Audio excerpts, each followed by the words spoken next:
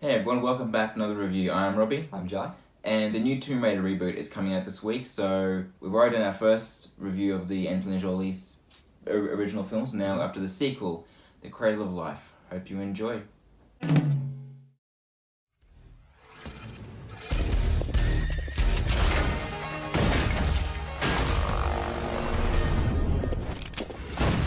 Someone is after this ancient artifact. What we don't know is why. That terrifies us. Pandora's box. Do you mean the Greek myth? That's the Sunday school version. It's a weapon more powerful than you could ever imagine. Her Majesty formally requests that you find and recover this box before it's too late. Oh. Well, now that I have Her Majesty's permission. Lara Croft, Tomb Raider, The Cradle of Life, was directed by Jan de Bont, and it stars Angelina Jolie. John Voight didn't come back for this one, which I was a bit surprised with. But we got Kieran Hines as the villain, Dry Butler. That's all I can really remember about this movie. Yeah. I mean, Lara Croft is back in another action-packed great adventure. Hint of sarcasm on that. Yeah, just a touch. The Cradle of Life. Yeah, what's she doing this time around? Just another action adventure? What is she doing this time around? She's going after Pandora's box. That is right.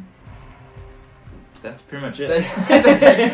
The film doesn't really go anywhere else. That's pretty much it. It's just a straightforward treasure hunt movie, pretty much.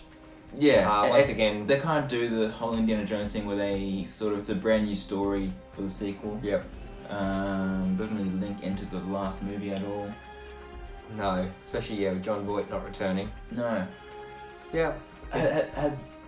Because there was a number of years where John Voight and Angelina Jolie weren't talking to each other. Oh, that very well. I wonder if this was like the first few years. Maybe that's why he didn't come back. I'm not sure. Yeah. What to say about this one? There's not a whole lot to talk about. The Cradle of Life. Really. This will be a short review. It's yeah. Okay, I'll say I hated the first one. Yep.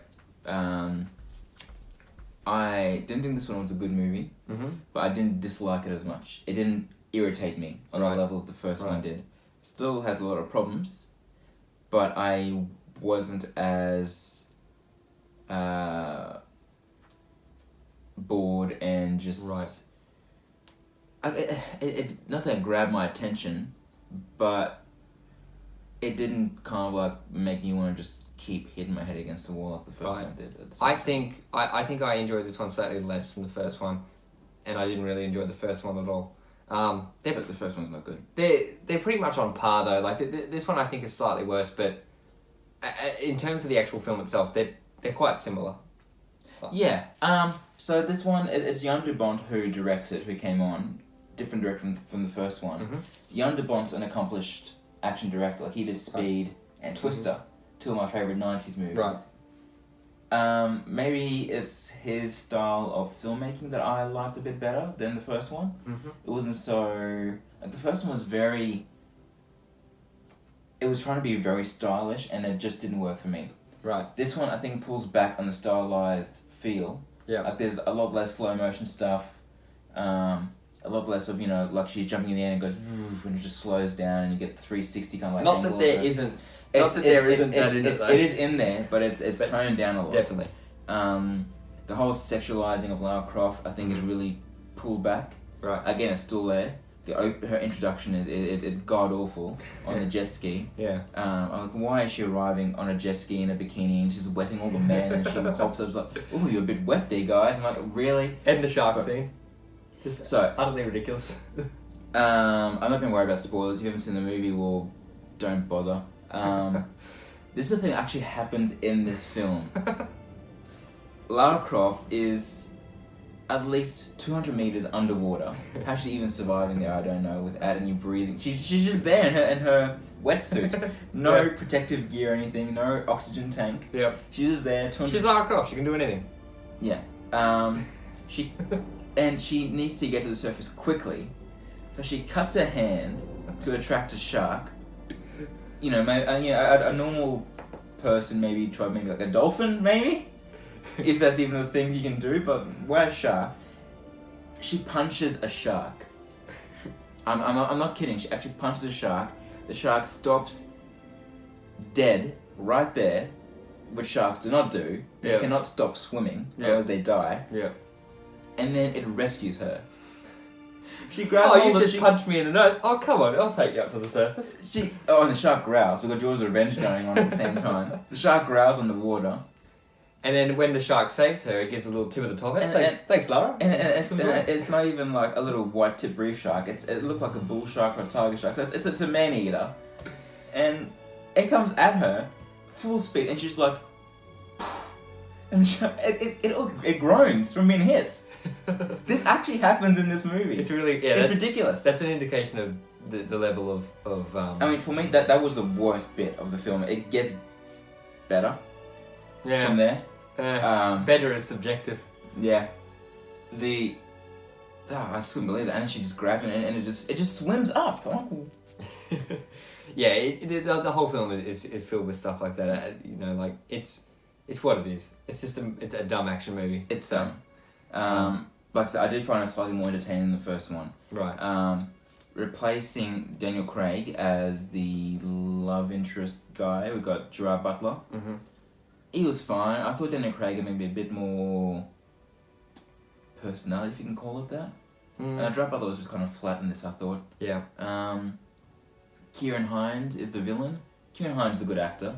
Yeah. I really like him. He was, again, I guess a bit like Ian Glenn in the first one. I enjoyed his scenes from a guilty pleasure kind of perspective. Like, they weren't well-written scenes, but I enjoy watching good actors playing villains. Yeah, fair enough. Regardless how good the actual performance is. Yeah. It's always fun watching them just being evil. Right. The ending is completely ridiculous. Like, again, this isn't a spoiler. Like, you know that she's going to defeat the villain. His demise is completely over the top. But at this point, though, it feels like we wouldn't accept anything less. Like, Exactly. It needs to be over the top. It's almost like they saw what they did in the first one, and they're like, we've got to top this. And there's a few things in here that really, like, she should not have survived. No. At all. I mean, that's it's kind just, of the fun of the films, if you want to. Yeah, you want but to get there's into times it's just very convenient that she just makes it through every single time. Yeah, true. She spends half the time in that bloody wetsuit there, which perfectly sculpts her physique. Like, we needed that anymore.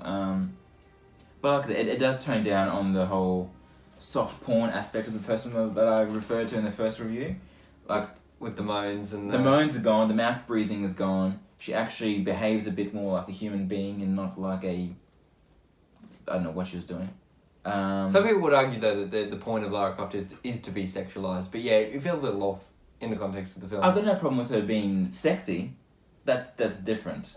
But I just mean... But to the point of it being slow motion shot, like in the first one, a slow motion shot of in the shower, like flicking her hair back, like it's in ridiculous. like in a shampoo commercial. Like, no, we don't need that. So, what are you giving this? Are you? I'm giving this a higher star rating than the first one. For me, it's middle ground for me. It's a 2.5 for me for this one. Right. I'm gonna stick with a 2. I'm gonna go same as the first one. They're just not good movies, but they're mindless fun, I guess. This one was more than mindless fun that I thought the first one was going to be.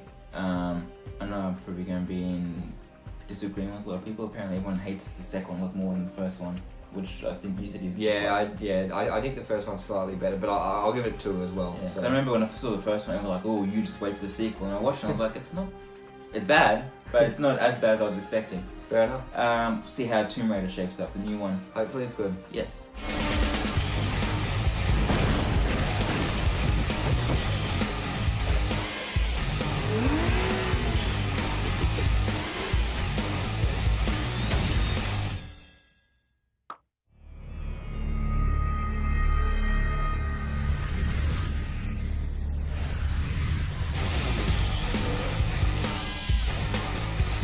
Alright guys, those are our thoughts on the Cradle of Life. Did you like it more than we did? I hope so.